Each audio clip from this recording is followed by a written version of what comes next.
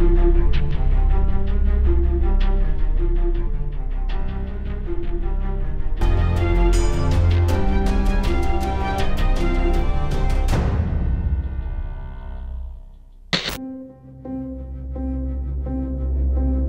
ledakan di SMA Negeri 72 Jakarta Jumat 7 November lalu menyita perhatian publik.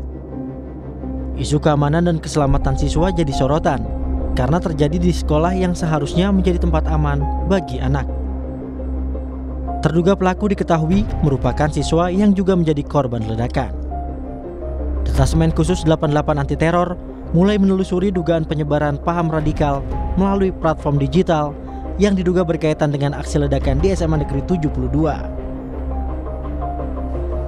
Densus 88 menemukan lebih dari 110 anak-anak dan pelajar terpapar paham radikal sejak akhir 2024 hingga November 2025 dan tersebar di 23 provinsi.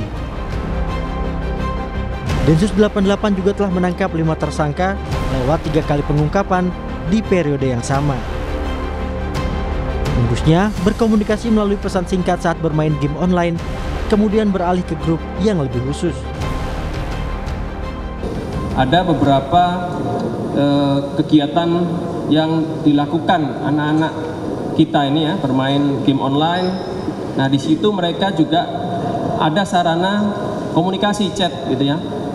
Ketika di sana terbentuk sebuah komunikasi, lalu mereka dimasukkan kembali ke dalam grup yang lebih khusus, yang lebih terinskripsi, yang lebih tidak bisa terakses oleh umum.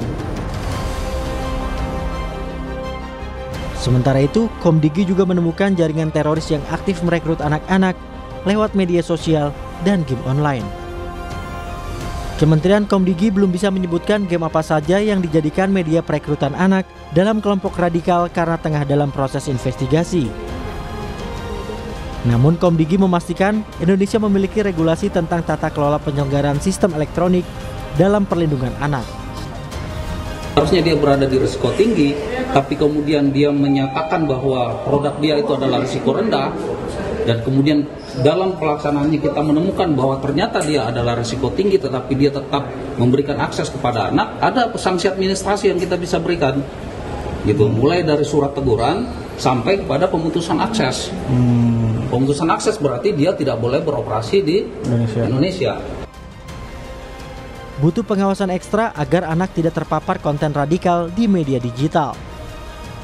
Komisi Perlindungan Anak Indonesia meminta orang tua secara berkala mengecek ponsel anak sebagai langkah mencegah anak terpapar paham radikalisme. Orang tua harus punya komunikasi yang baik dengan anak, kaitannya dengan jangan abai dengan anak berteman dengan siapa di media sosial. Yang kedua, cek anak bergabung dengan grup apa saja di media sosialnya. Apakah grup itu punya irisan dengan anak karena grup irisan keluarga atau irisan terkait dengan sekolah atau pendidikan atau les gitu ya.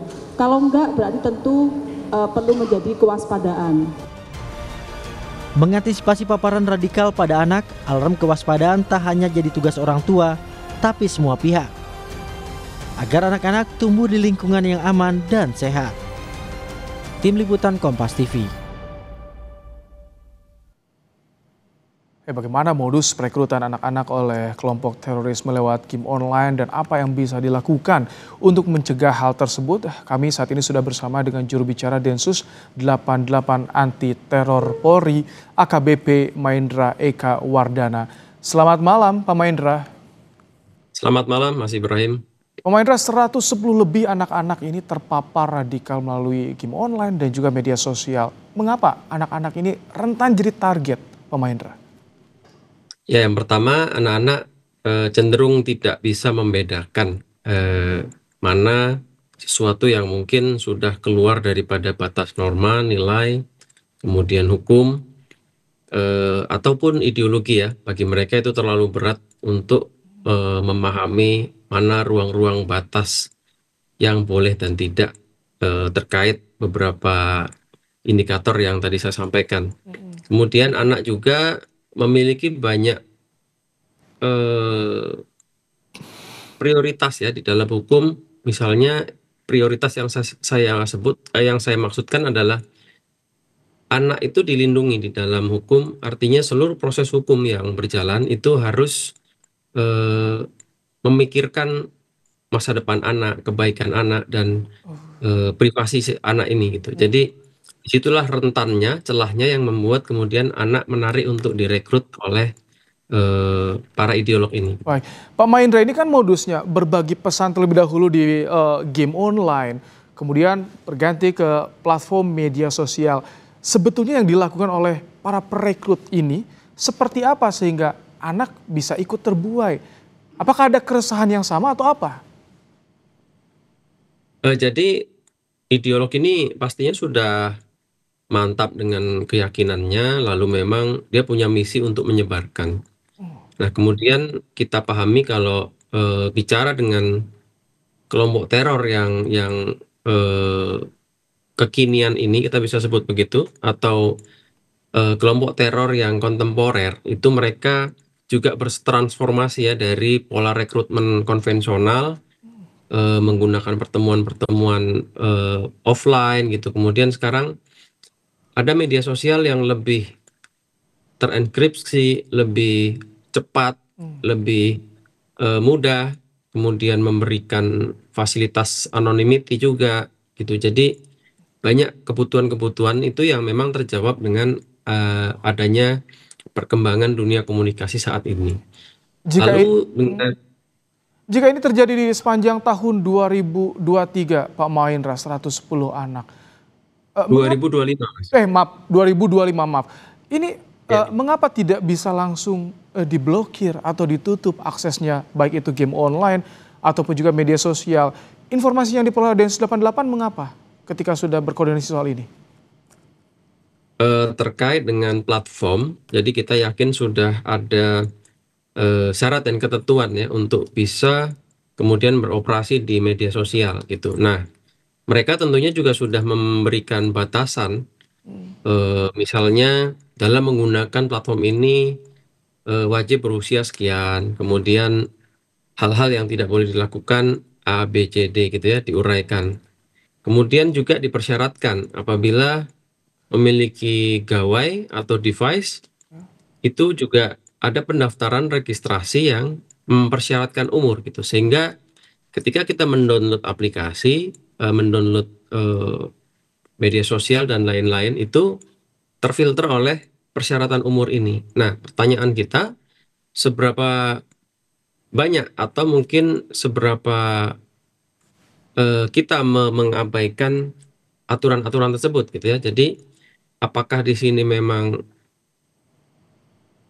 pihak pengguna sendiri yang menyalahgunakan? Ini yang menjadi pertanyaan. Jadi kita tidak serta-merta bisa memukul rata karena memang ini ada permasalahan seperti ini lalu semua dipukul rata, Oke. dilarang gitu ya. Mungkin ini masalah pembatasan saja. Karena ada yang juga bisa mengakali sistem soal umur ya. Pak Mahendra, nah kalau bicara soal dampaknya dengan angka yang begitu besar, 110 lebih anak yang terpapar, ini dampak yang dikhawatirkan bagaimana menurut Densus 88?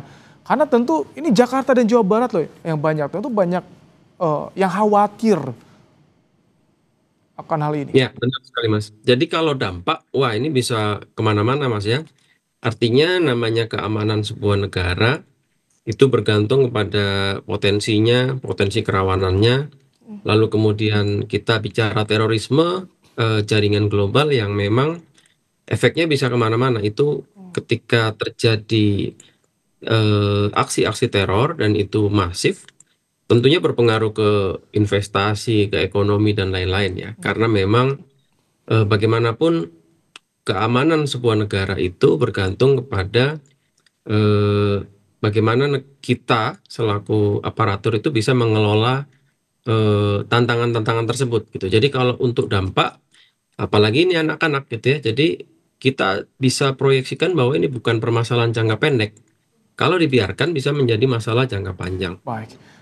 Seperti itu, Mas. Semoga ini menjadi alarm baik pemerintah yang punya regulator juga, termasuk juga orang tua dan juga sekolah agar memperhatikan bagaimana lalu lintas game online dan juga media sosial bagi anak-anak. Terima kasih AKBP Mahendra Eka Wardana, juru bicara Densus 88 Anti Teror Polri, telah bergabung di program Kompas Malam hari ini. Terima kasih Mas Ibrahim.